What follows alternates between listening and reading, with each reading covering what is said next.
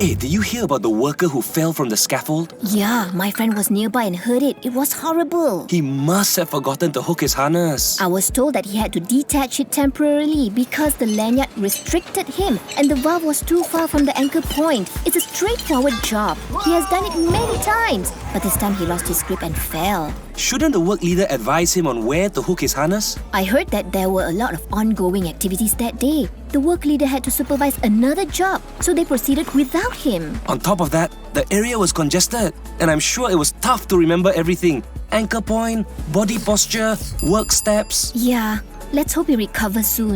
But if the valve needs to be inspected and maintained periodically, why isn't there a fixed platform for it in the first place?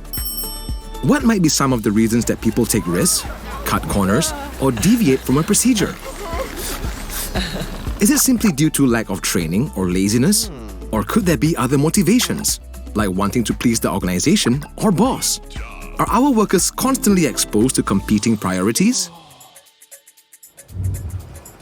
What can we learn from this episode? We tend to assume that the system functions as designed, and people work as imagined. Procedures are typically based on ideal situations. But in reality, trade-offs occur when there's a need to cope with complex systems, uncertain environments, and resolve goal conflicts. Usually, when a deviation leads to success, it's called innovation, workaround, or adaptation. However, if it results in an undesired event, it is labeled non-compliance, and people are blamed for doing what previously led them to success. But here's the thing, people do what makes sense within their context to get work done. It is important to recognize that we help create that context. Have we ever praised achievements as a result of risk-taking? That reinforces the behavior. Instead of having to adapt to a design that forces people to work in an uncomfortable, stressful, or dangerous way, human factors seek to understand how a product, workplace, or system can be designed to suit the people who need to use it. In this case, the risk of working at height would have been eliminated if the valve is designed and installed at grade level.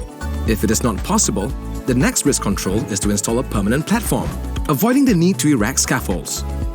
Stay tuned for the next episode to learn about how context drives behavior.